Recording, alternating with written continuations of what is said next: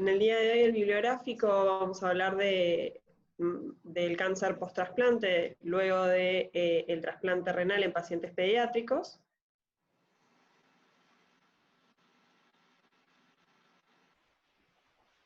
Y en principio está coordinado por el doctor Moldes, y vamos a presentar la doctora Violo, quien les habla, la doctora Boudou, residente de 5º año de cirugía pediátrica, y la doctora Tuchbaum, becaria de urología de 3er año. Bueno, como agregado para la discusión, hemos invitado a la doctora Paula Coxia, jefa actual de nefrología del hospital, a Jorge Ferraris, ex jefe de nefrología, a la doctora Mónica Maquilla, también ex jefa de oncología, y a José Marco del Pont, ex jefe de infectología pediátrica, para hablar de este tema bastante interesante y que involucra tantas variables. Así que empezamos entonces, Paula. Muy bien, comenzamos con un caso clínico en principio disparador. Es un paciente actualmente de 14 años de vida, con antecedentes de displasia renal, que recibió un trasplante renal, donante vivo relacionado, a los 4 años de vida, y cursó con un rechazo humoral en 2015 ya tratado. Tiene antecedentes de viruria y viremia por virus BK, que actualmente negativizó, y siempre mantuvo virus Epstein-Barr negativos. Comenzó este año con una hematuria macroscópica con coágulos, por lo que consultó. Al examen físico tenía adenopatías inguinales bilaterales a predominio izquierdo, y en principio se realizó una ecografía en la que se visualizaba la vejiga de buena represión, pero con un engrosamiento parietal difuso que medía 35 por 18 por 29, focal, de aspecto polipoideo, hipervascularizado, con bastante señal Doppler, que no modificaba la posición con los cambios de decúbito. Razón por la cual luego se le solicitó una tomografía. Esta es la imagen que se puede ver de la ecografía. Luego se le solicitó una tomografía, que se veían, digamos, los ganglios como están seleccionados ahí, y la lesión grande en la vejiga. A continuación se le solicitó un PET-TC en el que marcaba, digamos, hipercaptación tanto en la lesión de la vejiga como en los ganglios inguinales. Por esta razón, lógicamente, se decidió tomar una biopsia. Se hizo una cistovidendoscopía con toma de biopsia de forma endoscópica y una biopsia de ganglios inguinales. El resultado de la anatomía patológica de esta biopsia, en primer término, de un carcinoma uretelial de alto grado, que en principio al menos llegaba hasta la capa muscular de la muestra. Y el ganglio linfático inguinal izquierdo demostraba un desorden linfoproliferativo post-trasplante, PTLD, monomórfico, que es de mal pronóstico, con virus Epstein-Barr negativo. Ahí fíjense cómo en la cistovidendoscopía se realiza la toma de biopsia de la masa vesical. Se decidió entonces hacer una cistectomía parcial del tumor vesical con una linfadenectomía pelviana laparoscópica, y el resultado de esta anatomía patológica lo que evidenció fue básicamente que tenía áreas de diferenciación micropapilar, que para la anatomía patológica, para la histología del tumor, era, digamos, de mal pronóstico. Comprometía focalmente al músculo detrusor, comprometiéndolo en un estadio T2 en principio, con márgenes libres de carcinoma infiltrante, pero comprometidos por carcinoma in situ, también factor de mal pronóstico. Por lo cual se discutió en Ateneo Multidisciplinario en conjunto con la gente de oncología, y nosotros incluso invitamos a la gente de urología de adultos, dado que es un tumor que es de baja frecuencia en pediatría, y se decidió realización de la cistectomía radical, básicamente por los 3 factores de mal pronóstico que les comenté, y además porque el paciente, recordemos, que tenía un PTLD en los ganglios inguinales, que también debería realizar tratamiento. Se programó y se realizó la cistectomía radical con linfadenectomía ilíaca bilateral y obturatriz, y se colocó el portacat para comenzar el tratamiento. Se hizo una ureterostomía percutánea del uréter del injerto, del trasplante renal, como recuerdan que este paciente era trasplantado, y ahí están las imágenes de la vejiga y los 2 ganglios inguinales. El paciente evolucionó favorablemente y se decidió también en Ateneo de Oncología comenzar el tratamiento según protocolo para linfoma no Hodgkin, para el PTLD, que actualmente está con ciclo de corticoides, y para lo que es el carcinoma urotelial, en principio lo que pudimos hablar ayer con la patóloga es que la muestra del resto de la vejiga no tiene comprometido, digamos, está sin restos de tumor, y que los ganglios que se sacaron en la última cirugía son positivos solamente para PTLD, que iniciará entonces a continuación del tratamiento del PTLD el esquema para el tratamiento de carcinoma urotelial.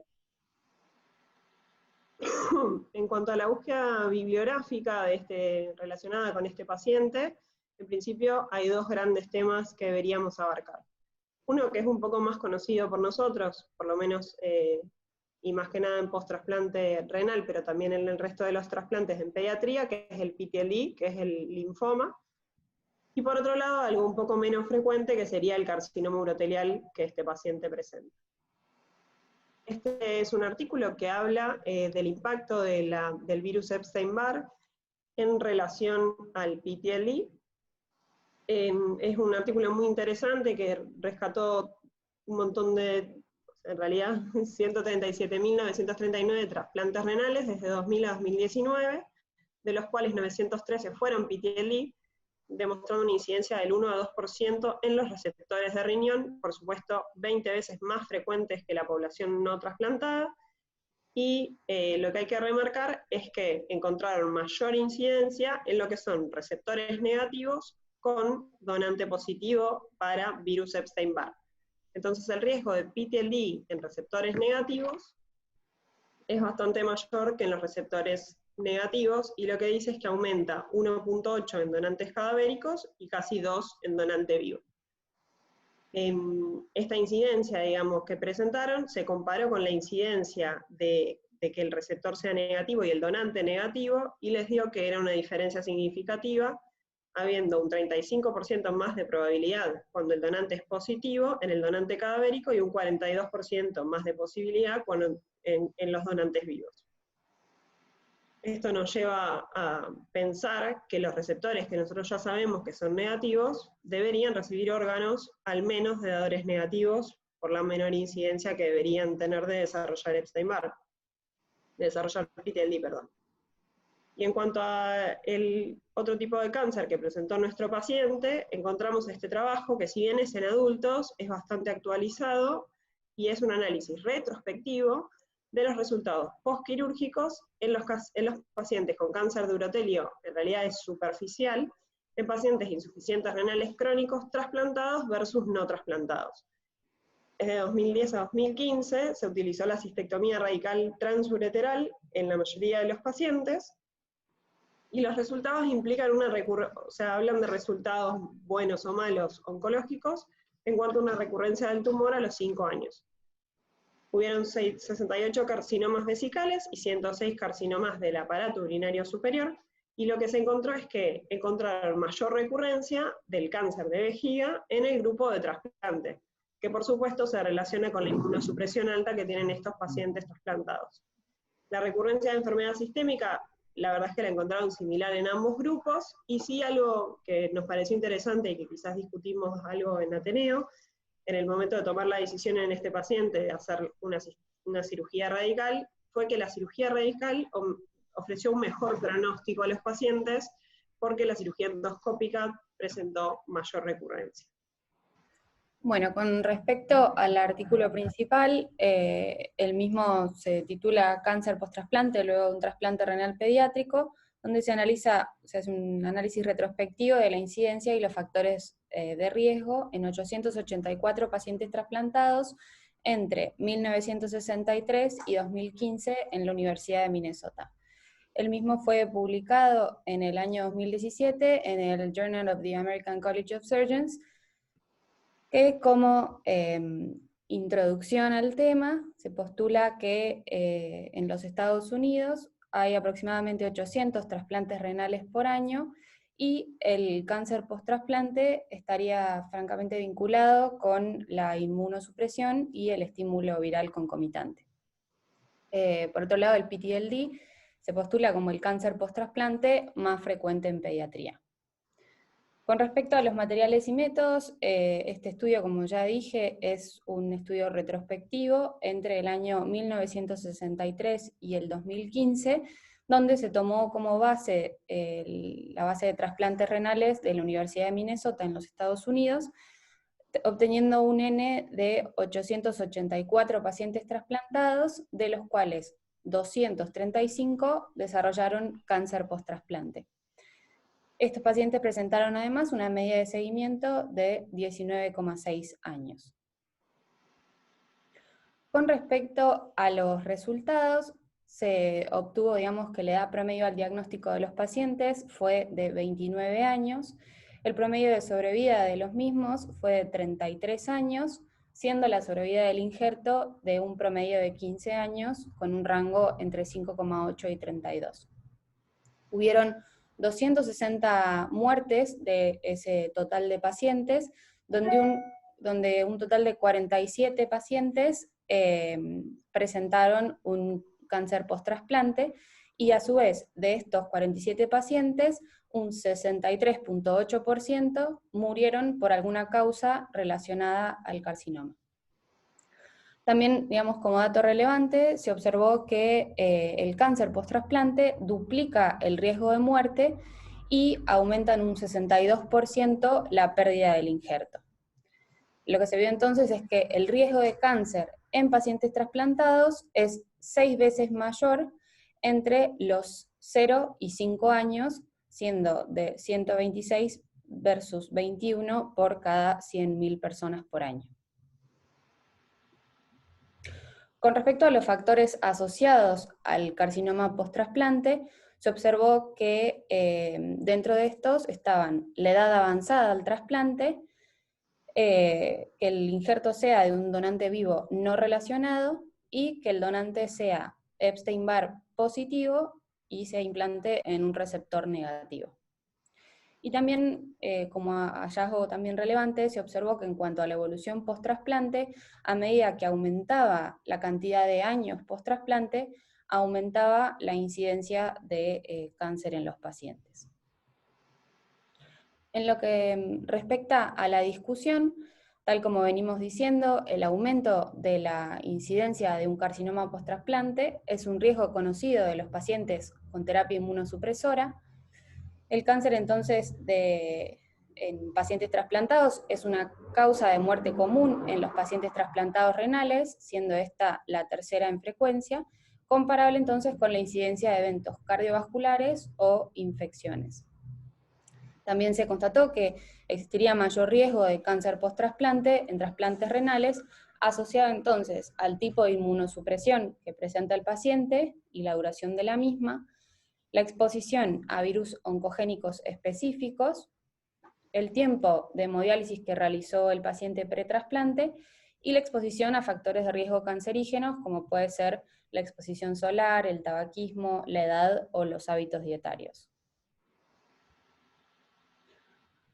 Existen distintos autores que postulan, digamos, distintas teorías o hallazgos relevantes. Entre estos se encuentran Piselli en Italia, donde en 15 centros, juntando un N de 17.217 pacientes trasplantados renales con cáncer de novo, donde es importante destacar que en esta serie de pacientes no se especifica cuántos pacientes son menores de 18 años.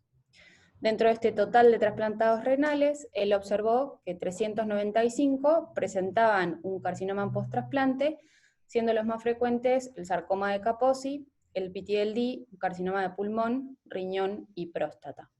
Y además menciona que los inhibidores del mTOR funcionarían como agentes protectores frente a un cáncer post-trasplante, reduciendo el riesgo un 46%.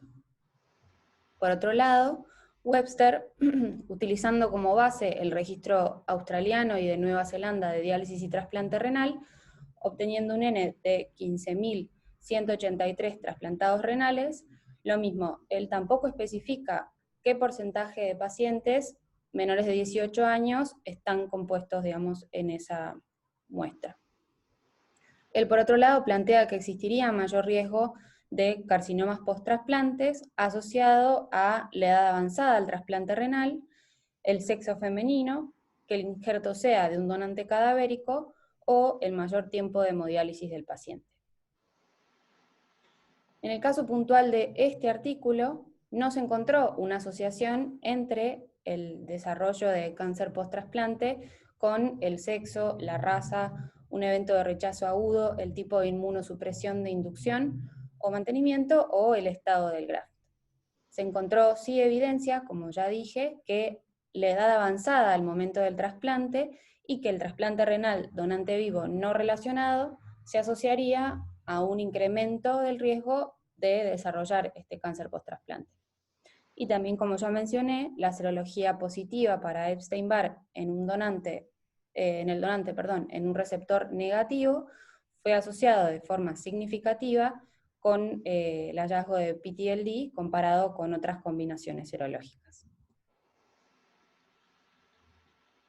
Bueno, dentro de lo que es otra parte de la discusión, ellos se comparan con un trabajo británico en donde en estos resultados, en esta serie, el PTLD constituye el 50% de las muertes atribuidas a neoplasias malignas posterior al trasplante.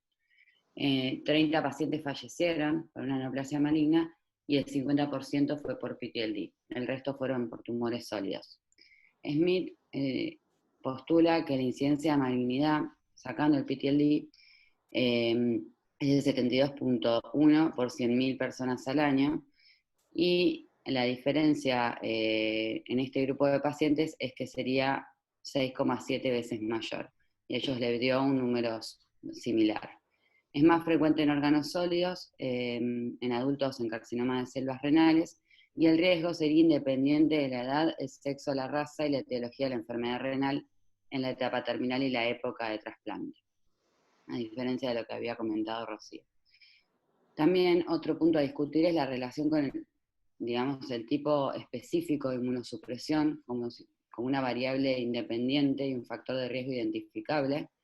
Se ha postulado que la timoglobulina y otros agentes inmunosupresores como el muromonab o T3 tienen una mayor incidencia de neoplasias malignas post-trasplante, pero estos diferentes trabajos no son concluyentes, y en este artículo particularmente no pudieron demostrar que haya una correlación entre cualquier tipo de inducción o mantenimiento específico con la presencia de neoplasias secundarias. También se postula que habría una relación entre la presencia de PTLD y si el paciente recibió un injerto vivo relacionado o cadavérico, y sí que se observó que hay mayor incidencia en receptores cuyo injerto procedió de un donante cadavérico. Una de las teorías que se postula para explicar este fenómeno es que los complejos de mayores de histocompatibilidad tienen mayor riesgo de rechazo por la incompatibilidad, mayor tiempo de inmunosupresión, y esto llevaría a un mayor riesgo de malignidad. Principalmente explicaría la presencia de neoplasias de piel, como el sarcoma de Kaposi y también el PTLD. Por lo tanto, tendría que ver con antígenos virales, principalmente Epstein-Barr, virus BK y HPV. También otra de las teorías que se plantea es que habría un factor de diferencias en el sistema inmunológico, y la pregunta que se hace en este artículo es si la respuesta del receptor podría contribuir a las diferencias observadas en la tasa de malignidad. Ellos postulan que los linfocitos T del receptor podrían llegar a ser ineficaces para montar la respuesta inmune al virus o los antígenos tumorales presentados por las proteínas de HLA que no sean coincidentes con las células del donante. Entonces, estos antígenos virales deteriorarían la inmunidad y aumentaría el riesgo de neoplasias. Si bien destacan muy bien que el PTLD y otros tumores tardíos son de origen receptor, es posible que haya una respuesta inmune temprana que uno desconozca. Y también otro de los puntos a destacar es la falta de consenso sobre el screening en este tipo de pacientes. No hay un seguimiento en particular para tumores post-trasplantes. Obviamente que hay una prevención secundaria en el estilo de vida, exámenes de rutina, también dermatología, ginecólogos y la vacunación, pero que hay un periodo crítico entre la adolescencia y la adultez y esa etapa de transición donde los pacientes tienen mayor riesgo y menor control. Por lo tanto, es importante el enfoque multidisciplinario en este tipo de pacientes. Las limitaciones de este estudio son que los datos son de un solo centro y están limitados a poblaciones y prácticas de tratamiento específicas. Es un análisis retrospectivo, tiene un efecto ERA, que las prácticas de tratamiento cambian rápidamente en un corto periodo de tiempo y no se realizó siempre el mismo tratamiento. Y el trasplante renal, el manejo y la vigilancia oncológica también plantea una limitación en este estudio porque no fueron todos los pacientes vigilados, sino muchos que fueron derivados por una neoplasia maligna.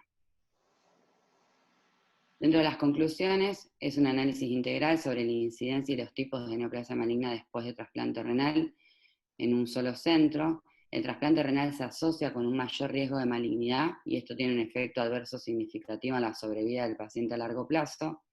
La edad en el momento del trasplante renal, el tipo de injerto y la serología para el virus de Epstein-Barr pueden aumentar el riesgo de desarrollar una neoplasia maligna, y estos hallazgos acentúan la importancia de la vigilancia, ya que las tasas de cáncer en los pacientes receptores de trasplante renal continúan aumentando con el avance de los años. Muchas gracias.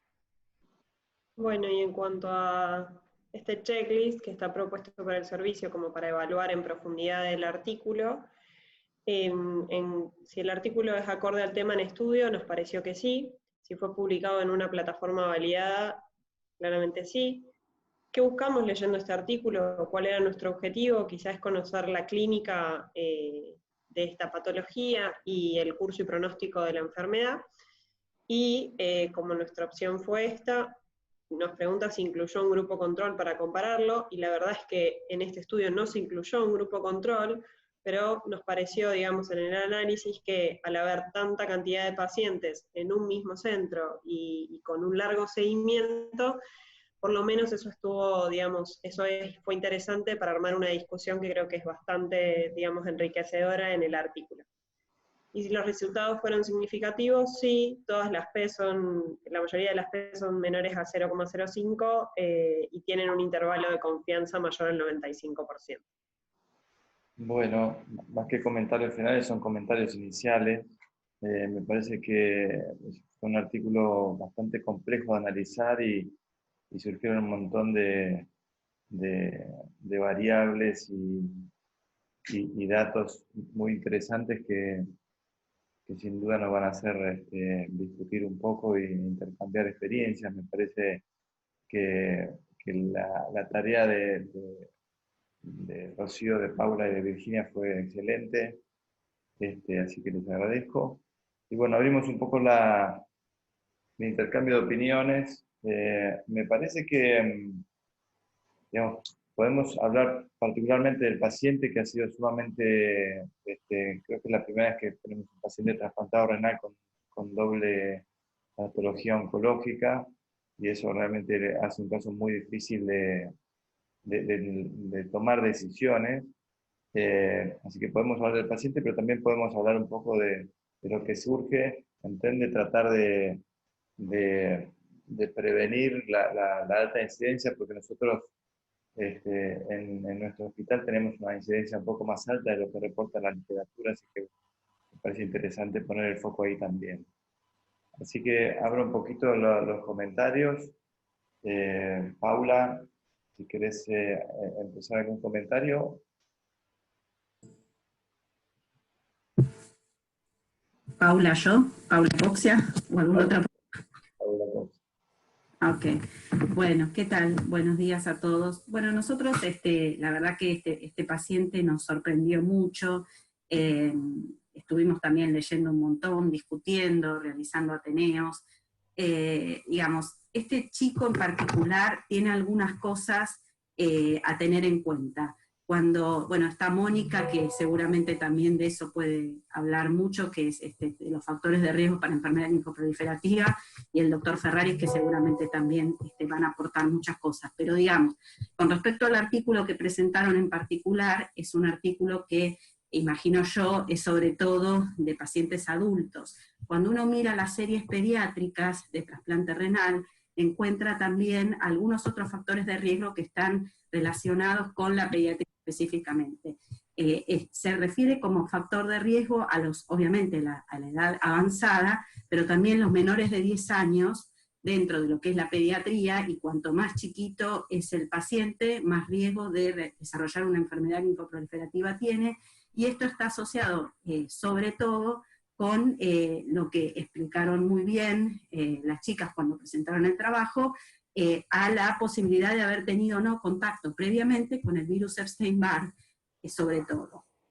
Y el riesgo para nosotros es mucho mayor cuando le ponemos entonces un riñón de un donante Epstein-Barr positivo. Y la mayoría de nuestros pacientes pequeños que se trasplantan en general, en la población general, los chicos no tienen contacto con el virus Epstein-Barr hasta los 10, 12, 15 años, o sea, va aumentando la exposición con la edad. Por lo tanto, cuando trasplantamos chicos de 6 o 7 años, como fue este chico que se trasplantó muy chiquitito, que tuvo una enfermedad renal congénita, que entró en diálisis desde bebé y que se trasplantó en los primeros años de su infancia, él era Epstein-Barr negativo y recibió el riñón de su papá, que era Epstein-Barr positivo. Por eso los donantes vivos relacionados, los pacientes que reciben donantes vivos relacionados hacen más enfermedad linfoproliferativa a largo plazo.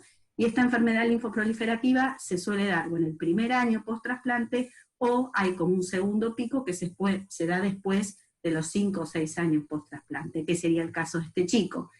La idea, como comentaron, es si uno consiguiera un donante pediátrico, que es mucho más probable que sea Epstein-Barr negativo, estos chicos tendrían a largo plazo menor probabilidad de desarrollar una enfermedad linfoproliferativa. Lo que pasa es que, bueno, los donantes pediátricos, sobre todo chiquitos, no son muy abundantes, y a veces uno quiere sacar rápidamente al paciente de diálisis porque sabe todas las complicaciones que tienen estos pacientes y cómo se van deteriorando a medida que pasan los meses en diálisis, y la posibilidad del donante vivo, que además tiene una excelente sobrevida post-trasplante, mejor que la del donante cadavérico, si nos referimos a la sobrevida del injerto, bueno, es una muy buena posibilidad para pediatría, que se utiliza muchísimo en todas partes del mundo.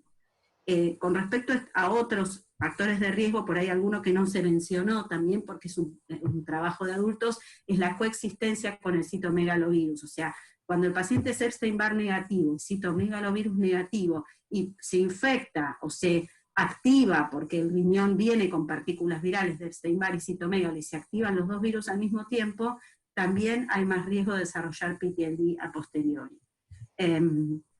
Eso por ahí con respecto a este chico. Después, este chico, con respecto a los otros factores de riesgo, no recibió timoglobulina en la inducción, porque los pacientes con donante vivo, en general se les hace una inmunosupresión más suave, así que recibió basiliximab o un familiar del basiliximab que utilizábamos antes, daclizumab, y no utilizó timoglobulina, así que ese factor de riesgo no lo tuvo. Sí tuvo tacrolimus, que los niveles incluso elevados de tacrolimus, en niveles de 8, se asocian más a esta patología. Analizamos también todo el HLA, y en realidad no tiene de esos, esos antígenos que a veces se pueden llegar a correlacionar más con PTLD. De hecho, él tenía algunos que eran protectores. Y bueno, esa es la situación. El factor de riesgo más importante es que fue un chico chiquito, que se trasplantó muy chiquitito, que era negativo para Epstein-Barr y citomegalo, y recibió un riñón de su papá que era positivo.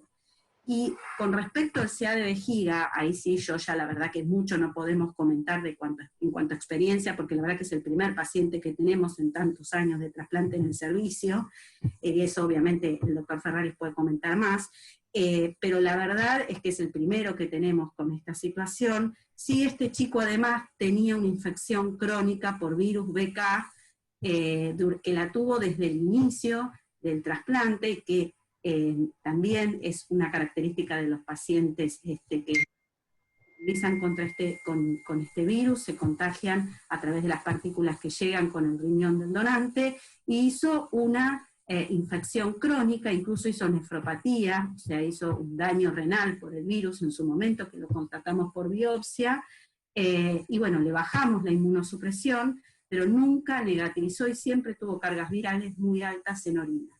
Este virus, hay algunos trabajos que lo asocian al carcinoma de vejiga, pero no es concluyente que esta relación sea así. A veces se la encuentra cuando hay algunas células del urepitelio que expresan determinados oncogenes, y entonces la asociación con el virus puede gatillar, algunos postulan que puede gatillar más frecuentemente un carcinoma de vejiga, pero no está demostrado que eso sea así.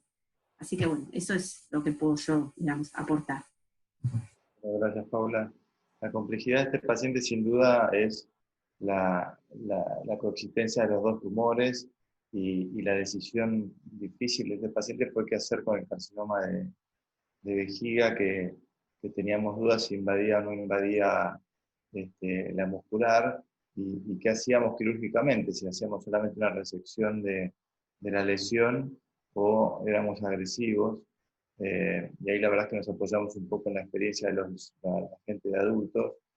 Este paciente finalmente fue catalogado como un T2, o sea, con invasión de la muscular, con lo cual la decisión fue hacer una cistectomía radical con linfadenectomía, que eso está demostrado que una cirugía temprana genera mejor sobrevida en estos pacientes, aunque este chico tiene mal pronóstico por el tipo de histología que tiene, así que eso sin duda le agregó complejidad. Y también, digamos, fue importante la decisión de no reconstruir la vía urinaria en el mismo acto quirúrgico para poder empezar inmediatamente el tratamiento oncológico. La opción clásica de estos chicos es cistectomía radical, linfadenectomía y generar una neovejiga eventualmente con un ostomo urinario, con una anastomosis a la uretra, pero nos pareció que eso iba a demorar el comienzo del tratamiento que Mónica quería instaurar rápidamente, así que finalmente decidimos hacer una ureterostomía cutánea del trasplante renal, que los poquitos pacientes que lo hemos hecho, la verdad que no hemos tenido complicaciones relacionadas con el ostoma, así que, bueno, así está el niño hoy recibiendo el tratamiento. Jorge, ¿te parece algún comentario como para prevenir estas situaciones en relación a todo lo que estamos hablando? No, yo creo que el comentario es difícil. Este es un paciente, yo quiero volver al paciente. Digamos, si uno toma la historia, por suerte, tengo que decir, por suerte, he vivido todos los periodos de inmunosupresión, no hay duda que a medida que la fuimos aumentando, pasando de la era Iburan, deltisona, y luego agregando deltisona, Iburan, ciclosporina, y por último, cuando reemplazamos la ciclosporina por el Prograf, la cantidad de tumores fue aumentando. Pero en pediatría, la inmunosupresión se suma a un tumor básicamente, que corresponde prácticamente al 80% de los tumores, que es el linfoma. Paula dio una muy linda explicación, así que no voy a tomar ese dato, pero vuelvo nuevamente al paciente. Este es un paciente extremadamente particular. Tiene una familia también particular en el cual, por ejemplo, tiene, digamos, factores reumatoideos, por ejemplo, FAN, tanto la mamá como el papá. El chico en la evolución tuvo un síndrome que nunca le pudimos poner nombre, pero fue, digamos, dentro de la situación reumatoidea, para llamarlo así. O sea que él tiene un background personal, este chico, genéticamente, que es totalmente distinto a todos los pacientes. Paradójicamente, este paciente tuvo un BK, un virus BK desde el comienzo del trasplante, y por eso además disminuimos la inmunosupresión por el BK, pero eso tendría que haber sido positivo para no desarrollar tumores, y finalmente desarrolla un tumor de vejiga y probablemente un linfoma. Esto en la literatura, me tomé el trabajo cuando me llamaste en Moldes y revisé aproximadamente los títulos de unos 10.000 trabajos. La asociación de linfoma y tumor de vejiga lo encontré en un hombre trasplantado de 71 años de raza japonesa, el único que encontré. El otro punto que encontré, y esto sí es una pregunta para la doctora Mónica Maquilla, que uno en medicina trata de ser unicista. Entonces encontré un tipo de tumor de vejiga que tiene características de linfoma-like, y llama la atención que este chico tenía alrededor de la vejiga ganglios. Entonces, ¿por qué no puede ser una misma patología y no dos tumores?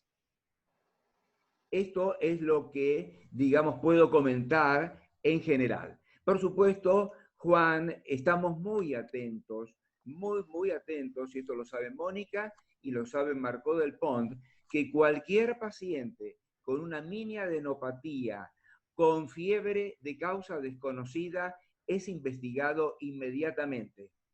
Esa es nuestra metodología. Estamos extremadamente alertas al linfoma, sobre todo el linfoma no Hodgkin. Gracias, Jorge. Perdón, aclaro algo más. Revisé la frecuencia pediátrica, exclusivamente pediátrica, del cáncer de vejiga. Es el 0.5%. Cáncer de todos los tumores, vuelvo a repetir, casi el 80% es el linfoma not Hodgkin. El 0.5% en poblaciones de menos de 18 años es el cáncer de vejiga. O sea que esto es una asociación extremadamente rara. ¿Y por qué no en realidad tenga un solo tumor? Me gustaría saber la opinión de Mónica. Sí, claro. Tiene dos tumores bien diferenciados. Se escucha un poco lejos, Mónica. ¿Se escucha ahí? Ah, sí, perfecto. Ah, bueno. Que tiene dos tumores bien diferenciados. Tiene un carcinoma que es bien diferenciado y tiene, digamos, aparte de la particularidad de que tiene dos patologías oncológicas, este chico es sumamente interesante el caso porque el PTLD también es muy extraño, muy poco frecuente. Es un linfoma, o sea, es un linfo proliferativo de naturaleza plasmocítica. Es muy poco frecuente, es absolutamente infrecuente en pediatría en general y mucho más infrecuente para PTLD. Nosotros tuvimos, este es el segundo caso, hay muy pocos en la literatura, el segundo caso que tenemos en el hospital. Es un linfoma que tiene células muy parecidas al mieloma. En realidad, cuando un patólogo lo ve, le resulta difícil diferenciarlo de un plasmocitoma solitario. Mónica, se te escucha un poquito bajito, mejor que antes, pero es como más fuerte. Ahí se escucha mejor. Dale. Bueno, decía que es muy parecido al mieloma, por eso también la dificultad para tratarlo, porque no estamos acostumbrados a tratar mielomas. Y por otra parte, lo que se cuenta en la literatura es que en versión PTLD esto es absolutamente refractario. De todos modos, como siempre en pediatría tenemos rarezas, podemos encontrarnos con la sorpresa de que este linfoma responda.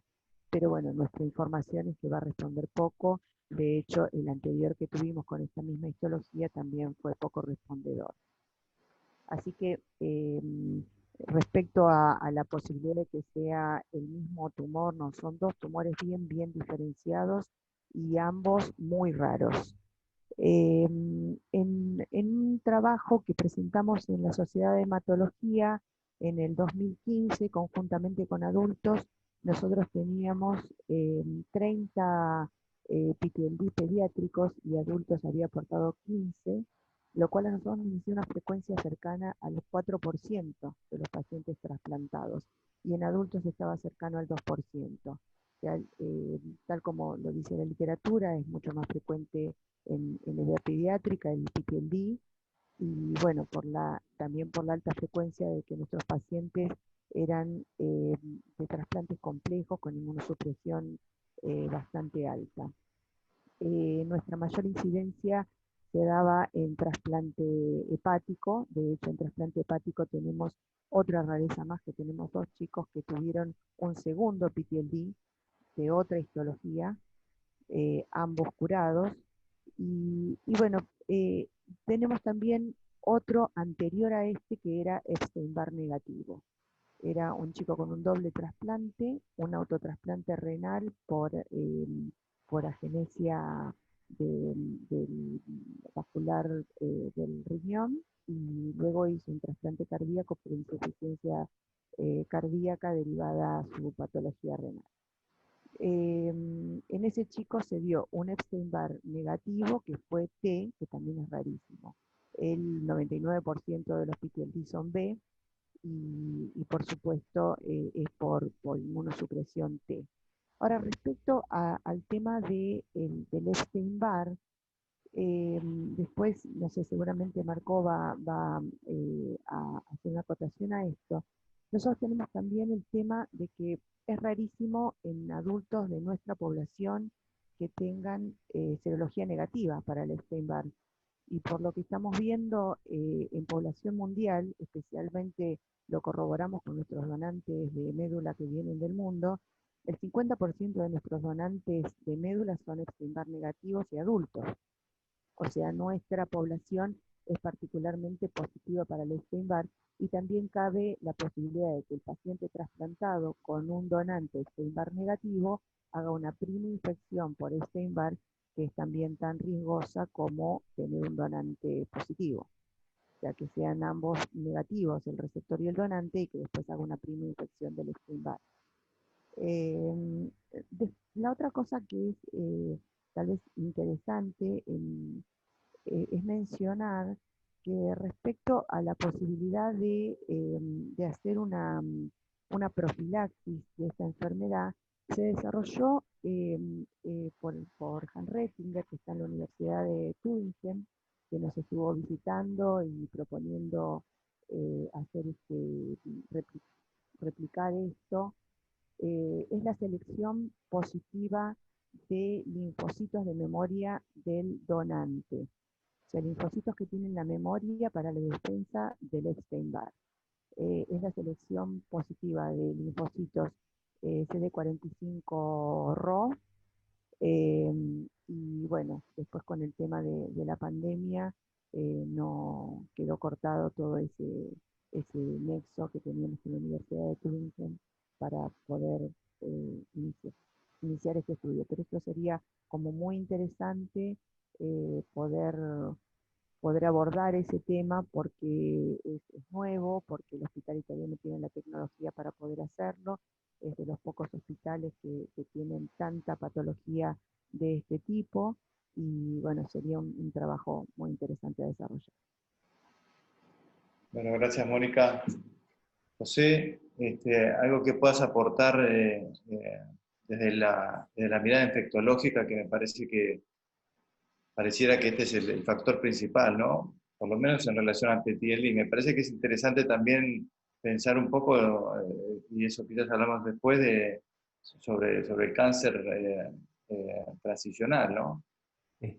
En pediatría me parece que el tema PTLD es fundamental, y como dijo Jorge, casi el 80% de esta patología lo vamos a ver relacionado a esto. Con respecto a lo que planteó recién Mónica, que en nuestra población la incidencia de Epstein-Barr virus en los donantes es alta, yo creo que está relacionado a nuestra forma de vida, a la cohabitación, la infección temprana, ¿sí? Esto por ahí no sucede en Europa o en otros países desarrollados, donde a lo mejor la coinfección, o sea, la asociación con personas positivas es mucho menos frecuente que en nuestro país, ¿sí? El hacinamiento, la forma de contagio y demás. Con lo cual es muy probable que por arriba de 18 años el 80-90% de nuestros pacientes son Epstein-Barr positivos. Como así también sucede con el citomegalovirus. Se planteaba como el citomegalovirus como un posible factor desencadenante de PTLD. Yo creo que más que el citomegalovirus es el Epstein-Barr virus. Lo que pasa es que el citomegalovirus es un virus alergizante, con lo cual esto de alguna manera hace o favorece o predispone el campo para que el Epstein-Barr virus haga de las suyas y pueda entrar en una fase de crecimiento no controlada, ¿sí? Y esto lo estamos viendo. Con respecto a prevención, en este momento no tenemos mucho tratamiento tampoco. Se ha utilizado antivirales, se ha utilizado CD20, y una de las cosas que me parece a mí que puede favorecer o ayudar es la vacunación previa en todos aquellos pacientes que son seronegativos. Pero todavía para tener una vacuna para el Epstein-Barr virus me parece que va a pasar mucho tiempo. Pero es un desafío que me parece que sería interesante, ¿tá? Con respecto a nuestra población, este chico realmente cumple todos los objetivos. O sea, es un paciente que edad, aparece el PTLD alrededor de los 6 o 7 años del trasplante. Y en nuestra población pediátrica, yo no he revisado el tema recientemente, pero en nuestra población pediátrica el desencadenamiento de esta patología aparece entre los 6 a 8 años del trasplante en la mayoría de los casos. Como bien dijo Mónica, en nuestra población trasplante renal está alrededor de 1 a 2%. A medida que aumenta la complejidad del trasplante de hígado, trasplante de corazón o de intestino, aumenta de forma significativa la incidencia del PTLD, siendo máxima en pacientes con trasplante de intestino. Y creo que esto es lo lógico. Primero por el esquema de inmunosupresión que se utiliza, y segundo por la exposición de un tejido con alta carga de linfocitos, y muy probablemente estos linfocitos tengan el virus dentro, que son los que después van a desarrollar la enfermedad, ¿sí? Y después lo otro de este chico, bueno, la forma de comienzo. Empezó con una adenopatía y esto lo vemos con muchísima frecuencia. El 60% de estas enfermedades comienzan como un síndrome mononucleósido o como un síndrome con poliadenopatía, que fue lo que sucedió. No tengo, o por lo menos no se habló de las cargas virales. Hay formas, de alguna manera, de determinar el riesgo de que esto aparezca. Y básicamente sí, si el paciente tiene, o sea, reiterados rechazos y esquemas de inmunosupresión cada vez más severos o más fuertes, muy probablemente el riesgo de tener un PTLD aumente de forma significativa. No sé las cargas virales que se han hecho en este paciente, pero me parece que una forma de ir controlándolo son con cargas virales. Siendo negativo, uno puede hacer PCR o carga viral, y en el momento que el paciente se positiviza, hay que pensar que estamos en replicación, y en ese caso hay que ajustar adecuadamente el esquema inmunosupresor, ¿sí? Me parece que lo que podemos aportar básicamente es eso. Si hay alguna pregunta, encantado de responderla, Juan. Hay un comentario en relación a hemos revisado los pacientes de bajo peso y la incidencia es mucho más alta de lo que están con lo cual, digamos, el receptor es una variable, por lo menos para tener en cuenta. En relación me parece que el desafío principal de este paciente tiene que ver con la secuencia de tratamiento que debe recibir estos dos tumores concomitantes y la decisión del tipo de cirugía que había que hacerle. Jefe, ya que lo tenemos acá, ¿algún comentario en relación al tipo de cirugía radical? Creo que lo discutimos y estuvimos de acuerdo. Lo que hiciste es lo correcto. Prima la parte oncológica y el uréter drenando afuera no complica el riñón, el trasplante.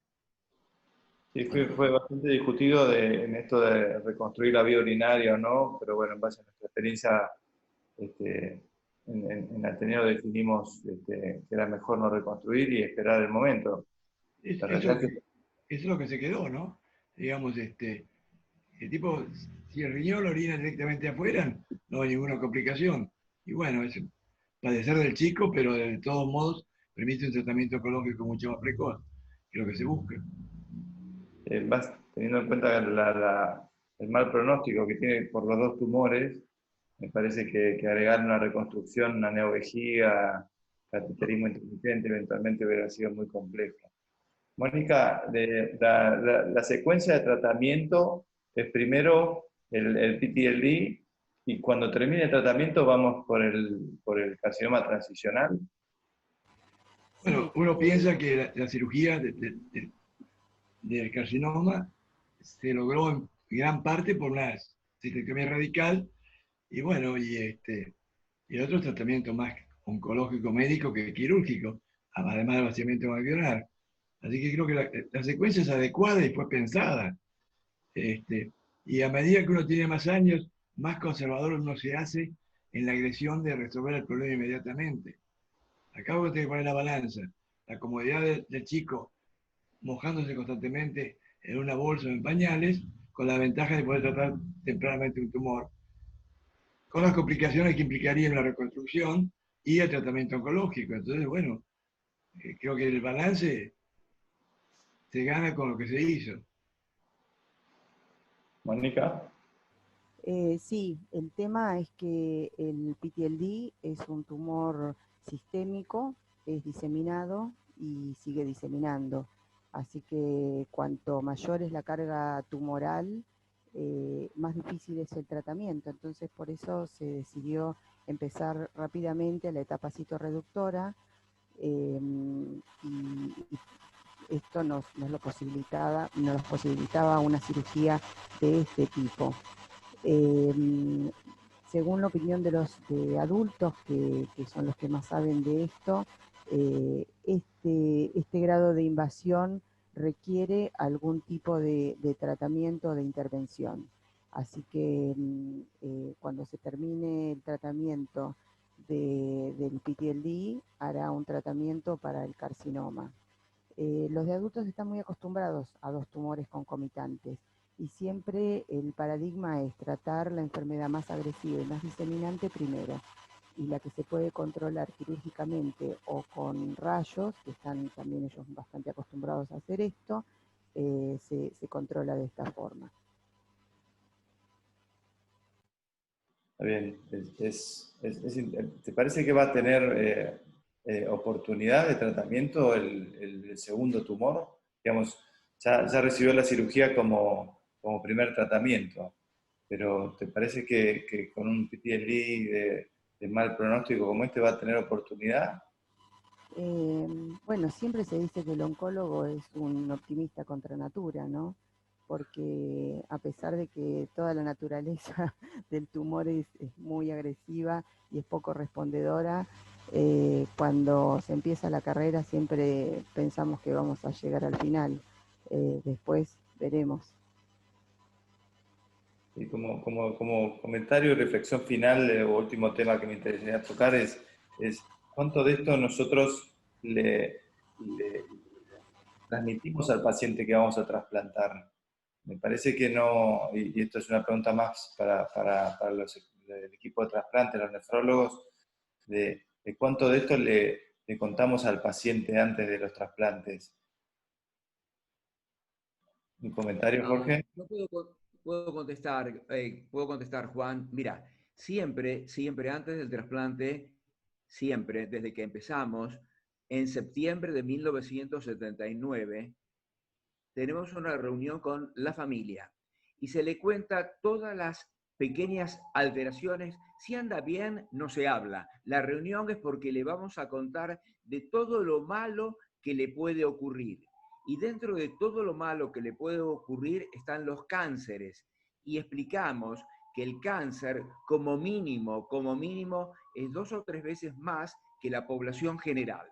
O sea, todos los padres y los chicos que puedan entender, obviamente, saben que tienen riesgo aumentado de tener tumores. Así que esto queda siempre claro desde el momento 0, o sea, -1 yo diría, porque el 0 es el momento del trasplante, en el cual la familia sabe todo lo que tiene que saber sobre la posibilidad de que su hijo tenga un cáncer en el futuro. Bueno, excelente. Bueno, para ir cerrando el Ateneo, primero quiero agradecer a todos que se hayan despertado tan temprano, especialmente a los invitados. Y me parece que estos pacientes definitivamente presentan un gran desafío para seguir trabajando a ver cómo prevenir esta incidencia de tumores que cuando aparecen complican mucho la sobrevida de estos pacientes. Así que sigamos trabajando en esa línea y bueno, gracias a todos por participar. No sé si queda alguna pregunta que alguien o algún comentario que alguien quiera hacer antes de cerrar. Si no, cerramos acá. Muchas gracias, buen fin de semana largo. Gracias a todos.